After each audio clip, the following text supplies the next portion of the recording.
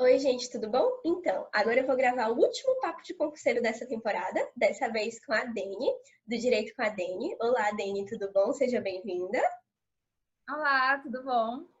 Deni, fala um pouquinho sobre você. Bom, meu nome é Denise Levitsky, sou bacharel em Direito, pós-graduada em Direito Constitucional, especialista também em Direito para a carreira da magistratura e já estudo para concurso há um tempo, né? Eu tive que parar de estudar, eu comecei a estudar em 2014, mas em decorrência do falecimento da minha mãe, eu acabei parando de estudar e daí vieram outros problemas pessoais e aquela questão do tipo voltar a estudar, focada para a magistratura. Porque, por exemplo, o último concurso que eu fiz, que foi o de técnico para o TRF, eu acabei passando, mas eu não estava estudando, por incrível que pareça. Então, eu estou aguardando nomeação para esse cargo, mas eu não estava focada na magistratura. Eu voltei a focar na magistratura em fevereiro do ano passado. E eu já estou tirando, assim, notas excelentes, né? Tudo com questão de organização também. Acho que desde quando eu comecei a estudar com organização, cronograma, você ter metas, é questão de tempo, né? Não só eu, como qualquer outro concurseiro. Deni, então, assim, além de você estudar, você trabalha. Então, fala um pouco mais ou menos como é que você se organiza para que tudo isso funcione. Então, eu tenho um roteiro de organização, né? Como eu te falei, existe um cronograma, que eu também sou mentora, né? E eu sigo o meu cronograma certinho. Por exemplo, eu não deixo um horário fixo no meu cronograma. Por quê? Porque há imprevistos durante o dia. Por exemplo, eu acordo de hoje e agora por causa da pandemia, né? Eu estou fazendo um home office, mas quando não tem home office, eu tenho que estar presente no fórum às 7 horas da manhã. Então, geralmente, eu estudo das 7 às 13, daí das 13 às 16 é meu horário de almoço. Nesse horário de almoço, eu estou estudando. Então, eu acabo almoçando no fórum para ganhar tempo, para eu estar estudando da 1 às 4 e não perder esse tempo. Então, já são 3 horas de estudo que eu ganho do almoço para estar aproveitando. Daí, chegando em casa, daí depois eu trabalho das 16 às 18. Isso sem pandemia, tá? E eu vou para academia, né? Porque eu sou praticante de atividade física, eu amo atividade física, eu acho que é algo que me ajudou muito, inclusive na ansiedade que eu tive no ano passado.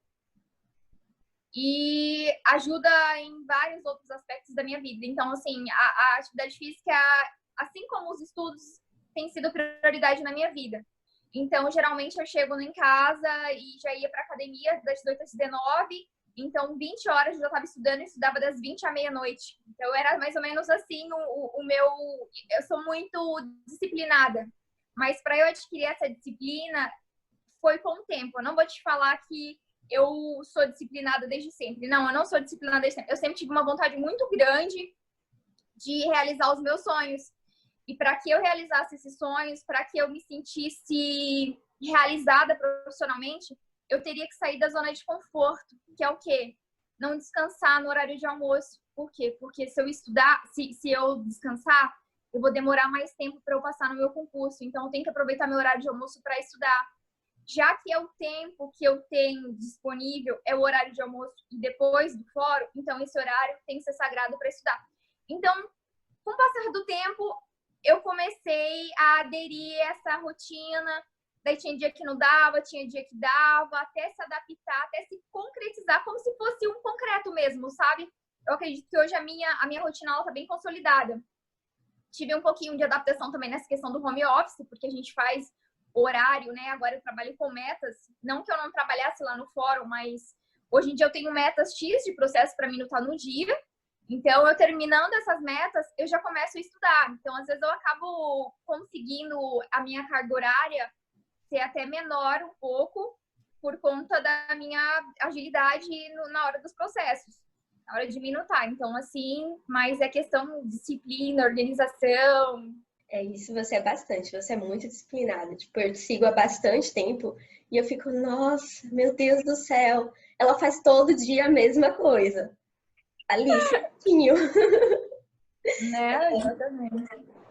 Então, fala um pouco da sua trajetória até aqui, de como você percebeu que a magistratura era realmente o seu sonho.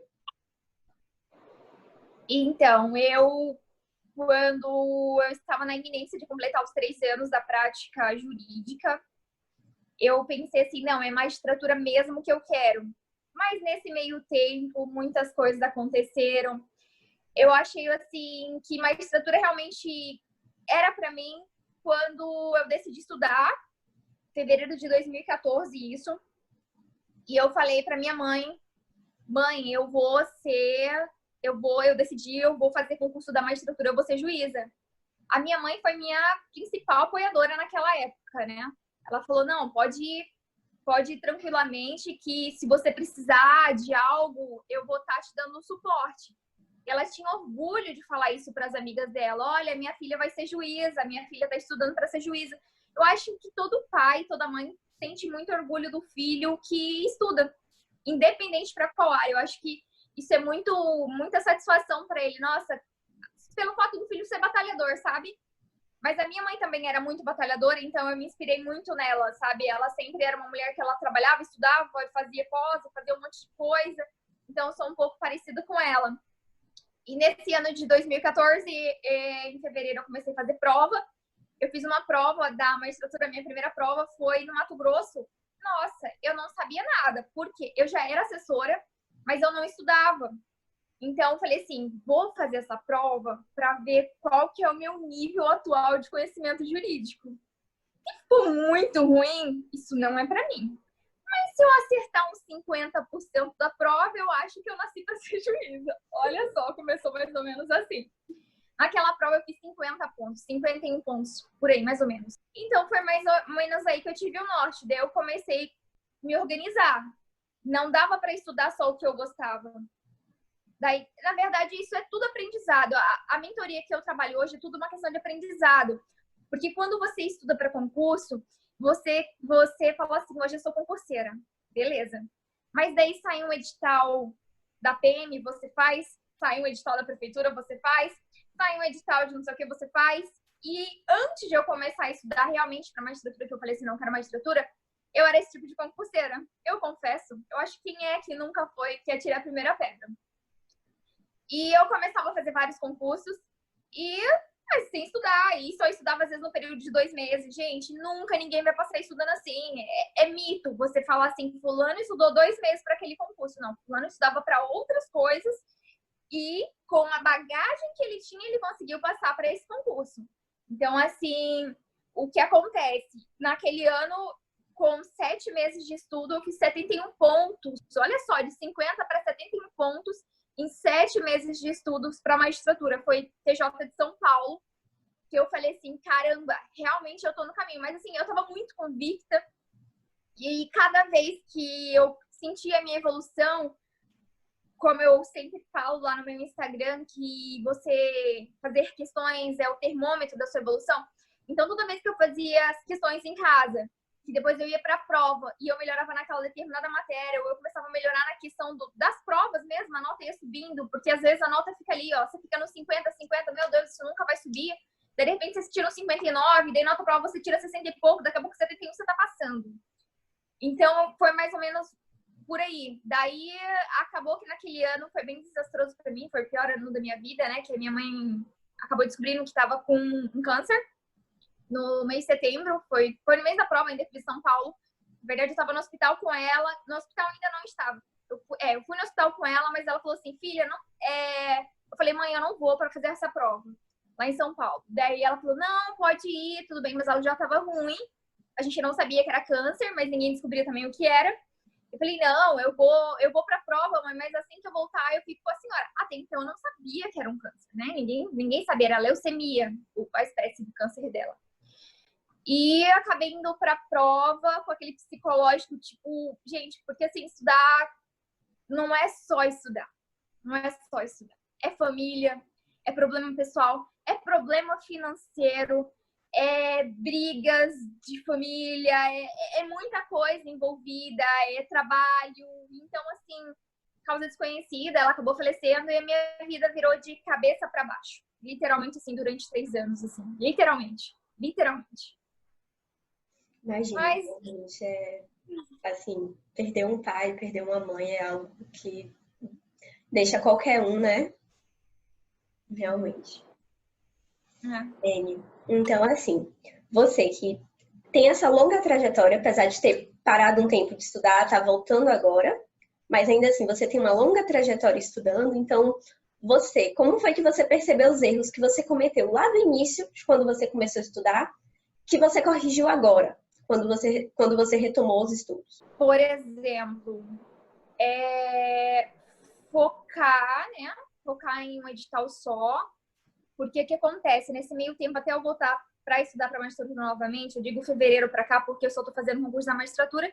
E recentemente fiz um concurso de promotor de justiça para saber como é que eu iria, como o edital é bem parecido, como é que eu iria me desenvolver e desenvolvi muito bem, inclusive. Agora eu vou começar a fazer MP também, porque, né, fiquei com a nota muito próxima do corte, bem próxima mesmo, 4, 5 pontos. Uma coisa bem pouquinha. E o que acontece? Antes mesmo de voltar, o meu atual noivo, marido, né, enfim, ele é da área da segurança pública e ele falava assim para mim: por que você não faz concurso para delegado? Por que você não faz? Você é tão inteligente, faz que você passa, faz que você passa. Mas assim, o que acontece? Eu acabei fazendo um de delegado por experiência e eu vi que não era a minha área, assim. Eu até entrei um pouco em depressão depois, porque eu falei, meu Deus, estou fazendo um concurso que não tem nada a ver comigo, que inclusive saiu prova no meu estado, eu nunca fui fazer. É um cargo que eu não nasci para exercer, entendeu? Acabei fazendo. E quando eu voltei, que eu falei assim, não, para tudo. Como é que eu estava estudando em 2014 para atingir uma nota tão rápido na minha prova? Focar. Se é a magistratura que eu quero, é o edital que eu vou focar. Faça sol, faça chuva, pode vir outros editais, mas é esse edital que eu vou focar. Se sair provas parecidas, eu faço. Se não sair, se sair coisas diferentes, mas que sejam tentadoras, eu não vou fazer, porque não é o meu foco. Então, essa questão do foco foi uma coisa que que eu acabei no meio do percurso, né, tipo, fazendo outras coisas, e acabei falei, não, vou focar agora realmente na magistratura. E acredito que isso tenha sido um diferencial. Outro diferencial também é organizar com questão de o meu cronograma, essa questão eu sempre tive certinho, mas eu nunca acabava estudando todas as matérias como se fosse tipo a parte principal delas, entendeu? E acabava deixando alguns pontos específicos que eram cobrados na prova. Hoje em dia, o meu estudo, ele abarca todas as matérias, todo edital. Como eu já vi todo edital, então estou sempre numa fase de revisão. E aprovação é revisar, revisar, revisar, revisar, revisar. Não tem muito segredo, né? Você tem que estudar todo o edital de forma inteligente, dividindo dias, horários.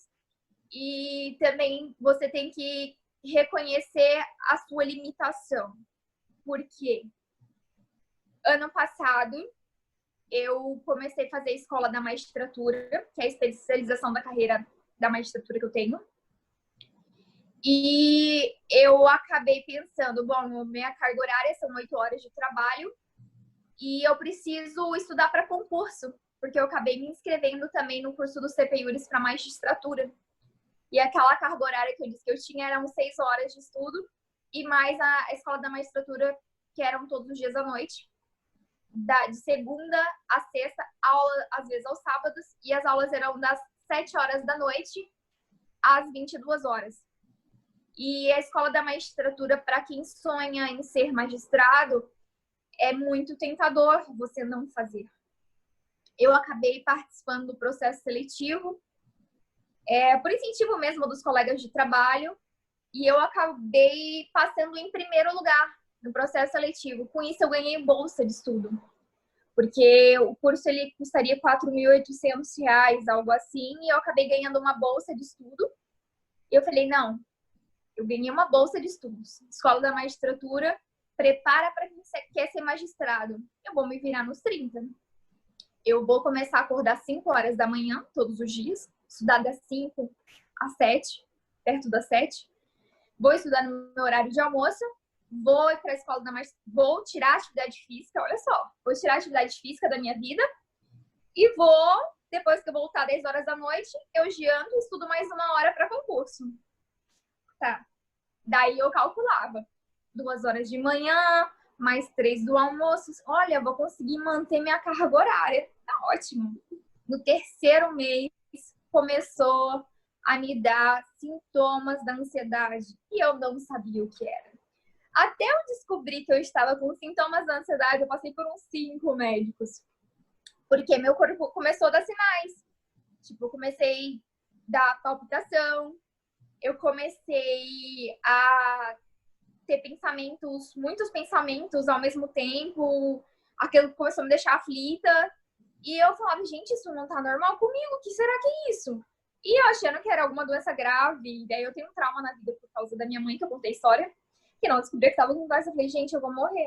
Juro por Deus. Falei, vou morrer. E daí acabei descobrindo que era uma ansiedade, e aí a psicóloga até falou assim pra mim, não, isso é seu corpo dando sinais que é pra você dar um tempo. Se você não dá um tempo, você vai surtar daqui a pouco. Daí eu contei a minha rotina, ela falou assim, tá tudo explicado. É a sua rotina. Você não tá respeitando a limitação do seu corpo. E quando uma pessoa não respeita a limitação do corpo, e, por exemplo, final de semana mesmo, que era o tempo que eu tinha mais para estudar, eu só estudava. Então eu não tinha lazer. Então foram, assim, 3 meses muito, assim, modo hard, né? E, tipo, eu não tinha descanso.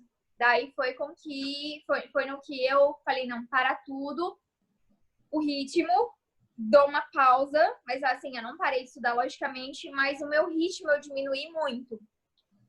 Dani, então assim, geralmente seu dia, ele é focado são aqueles 4 pilares que você sempre fala, não é? Doutrina, lei seca, questões, revisão. Geralmente, como é que você divide? Você divide o seu dia utilizando esses 4 pilares ou a sua semana inclui todos esses 4 pilares? No meu dia, eu incluo os 4 pilares. Lógico, como somos humanos e temos imprevistos, a minha semana ela é programada para quando tem imprevistos. Por exemplo, essa semana eu não consegui concluir a minha meta de questões. Tirei o domingo de manhã para concluir. Então, concluí, fechei a semana ótima. A partir de amanhã eu começo do zero, entendeu? Tipo, da minha programação de onde eu parei nas matérias. Então, assim, tem tudo programadinho. Mas os 4 pilares, em regra, eu trabalho no dia inteiro, né? Tipo, de estudo. Uhum. Assim, você é uma pessoa bem disciplinada, mas todo mundo tem aquele dia que bate um desânimo, que o corpo pede um descanso, que a cabeça pede um descanso. Então, o que é que você costuma fazer nesses dias? Ou para te motivar a estudar, ou até mesmo para descansar. Então, por exemplo, você tá com o seu cronograma certinho. Ah, eu vou ler PDF, depois eu vou ler lei seca, e daí tem aquele dia que você não tá conseguindo, você lê e nada entra. Às vezes são preocupações externas que você tem. E eu utilizo mudar o meu estudo. Por exemplo, se nada tá dando certo, eu vou assistir uma videoaula, porque às vezes a videoaula eu vou conseguir. Eu vou fazer questões. Eu tento mudar a forma do estudo, mas eu não deixo de estudar. Quando realmente aquele dia não dá, como eu tenho um dia de folga na semana, eu deixo aquele dia, eu falo, bom, hoje é o dia de folga e transfiro o dia perdido para o dia que seria de folga. Então, isso é uma estratégia boa. Não é possível que você, durante uma semana, você esteja todos os dias ruim. Assim. Mas, assim, acontece também, né? Mas a pessoa também tem que dar uma forçada. Porque tem aquele dia realmente que não vai. Não vai. Então, pelo menos tenta, força, assiste uma videoaula no dia seguinte. Não deixe de estudar. Eu falo que se você estudar 10 minutos no dia, é melhor do que você não ter estudado nada. É tudo... Estudar para concurso é como se fosse um saco de areia, né? Você vai colocando um pouquinho todos os dias até você encher e passar. Então, assim, eu sou super favorável a você não deixar de estudar, mas se tem aquele dia realmente que não dá, é melhor descansar e começar no dia seguinte. Para você, até então, qual foi o seu dia de maior alegria estudando? Os resultados. Os resultados. Eu acho que desde sempre, desde o primeiro resultado lá, que quando você passa na UAB, você fica assim, tem sentimento, meu Deus, eu passei na UAB. Assim, que é os primeiros, né, que a gente tem. Na verdade, eu já tenho essa história de prova desde a época, acho que o primeiro sentimento que eu tive, assim, de estudar desde a época da faculdade, porque aqui, acredito que tem em todos os estados concursos para estágios. Você acaba participando, tipo, de um concurso, um processo seletivo para entrar como estagiário do órgão público, por exemplo, né, TJ, MP. E eu lembro que, olha só, a minha primeira prova, eu estava no quarto período de Direito, eu acho, eu tinha 18 anos, eu entrei na faculdade, eu fiz vestibular com 16, entrei com 16 para 17, entrei bem jovem. Então, eu estava no quarto período de Direito, acho que você tinha que estar no mínimo no quinto para você fazer essa prova, mas eu já estava no quarto, então eu falei, já vou aproveitar, né? Se tem oportunidade, uma pessoa que adora oportunidade sou eu. E eu, na época, era estagiária do Sebrae, olha só, fui estagiária do Sebrae na época da faculdade, então acho que do primeiro, do segundo período de Direito até o quarto, quinto, eu fui estagiária do Sebrae. E era muito engraçado, porque o pessoal falava assim, olha, e o Sebrae você tem vários cursos, curso de gestão de trabalho, curso de secretariado, curso de relações interpessoais. Então, tem vários cursos legais, assim, sabe? E eles falavam que eu ganharia o curso de graça desde que eu colocasse a maquininha de café todos os finais de semana no curso. Então, lá estava eu, final de semana, enquanto meus colegas, a maioria da faculdade, estavam descansando no final de semana, eu estava fazendo meu curso, que eu ia aproveitar. Então, eram 16 horas, assim, de curso. E com isso, eu tenho acho, uns 10 currículos, assim, só de curso do Sebrae, de relações interpessoais. Então, assim, eu já comecei essa vida de estudar desde muito cedo, desde a época da faculdade, eu digo, né? Porque antes da faculdade, eu lia só gibi e revista da Capricho. Vou confessar, porque, né, nem tudo é perfeito. E daí, foi a primeira prova que eu fiz, então, foi do concurso do estágio pro TJ. E eu queria muito ser estagiária do TJ. Eu falava, meu Deus, eu preciso entrar nesse estágio, vai ser uma oportunidade de ouro para mim. Eu fiz a prova, e minha prova feliz. Eu falei, mãe, eu acho que eu fui bem na prova, tudo. E todas as minhas amigas da sala, a maioria tinham feito essa prova do estágio. E daí saiu o resultado, por exemplo, eu estudava à noite na época da faculdade, era das 7 às 11, mais ou menos. E a gente resolveu no dia do resultado que ia sair à noite, que ia sair também depois da aula, mais ou menos. A gente ia para casa de uma colega para ver quem tinha sido aprovado. E tava lá todo mundo. Eu passei. Gente, cadê meu nome? Fui passando. Eu tava em penúltimo lugar a nota. Falei, não tô acreditando. Falei, eu não tirei essa nota. Gente, me bateu um desespero na hora. E meu padrasto era advogado, que era casado com a minha mãe. E daí eu liguei pra minha mãe super triste. Eu falei, mãe, eu tinha certeza que eu tinha passado nessa prova, a minha pontuação. E realmente, a pontuação que estava lá na prova era uma pontuação que estava errada, porque como eu levei para casa, eu contei, e realmente não era aquela pontuação. Eu estava dentro das vagas que tinham sido aprovadas do estágio. O meu padrasto, que é advogado, ele pegou e falou assim, não se preocupa, a gente vai fazer um recurso. Você vai fazer porque já que é um concurso, um processo seletivo, né, que em tese tem salário e tudo, uma bolsa de estudo, um valor pecuniário de bolsa de estudo, você vai sim fazer o seu recurso, porque não é sua nota, realmente. E daí eu fiz o recurso, deu tudo certo. Daí, quando saiu o resultado, me pediu desculpa e tudo, enfim, estava aprovada dentro das vagas, eu fiquei super feliz esse dia, assim, você perguntou uma das alegrias, eu fiquei bem feliz. Acabei estagiando os 2 anos no TJ, depois acabei estagiando um mês no concurso do TRT. E daí depois eu fiz um processo seletivo para o cargo de conciliadora, antes mesmo de colar grau, para um cargo que seria bacharel em Direito no tribunal. 5 fases, sentença, decisão, um monte de fases. E eu recebi a notícia que a vaga era minha no meu baile de formatura. Então foi assim surreal, foi muito legal. Eu falei, meu Deus, quanta coisa boa assim acontece desde a época da faculdade na minha vida. Mas assim, me alegra muito, sabe? Porque as alegrias foram muitas, graças a Deus, assim, questão do estudo. Então, tudo que eu tenho hoje, tudo, absolutamente tudo, advém dos meus estudos, sabe? Poder estar no meu emprego e proporcionando capacidade para que eu venha fazer concursos e crescer na minha carreira, sabe? Então, isso é bem legal. O estudo, ele proporciona isso, né? A estabilidade, aquela questão de... Enfim, foram muitas alegrias. E muitas emoções também. Enfim, você já falou um pouco, mas assim, de forma mais específica, o que é que o estudo ele acaba representando para você?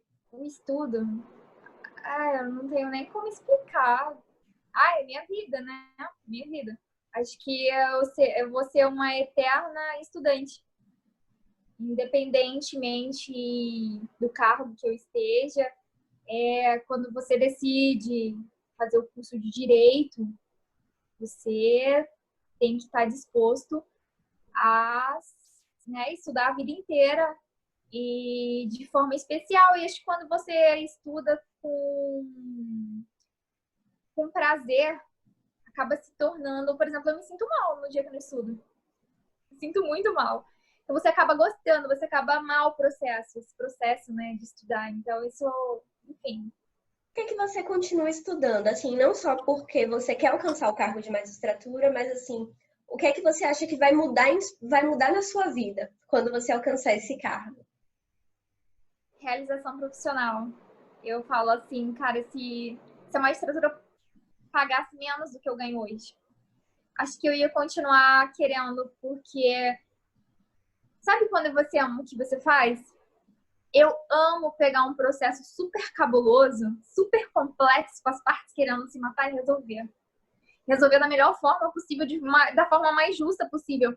Então, eu acho que isso é uma vocação, é algo que vem de dentro mesmo, assim, sabe? Então, é por amor. Apesar que eu tô começando a adquirir amor também pela carreira do MP. Então, não dá pra falar que é só uma estrutura. Assim, eu amo muito o que eu faço. Eu amo muito. E quando você ama muito o que você faz, você costuma ser valorizado.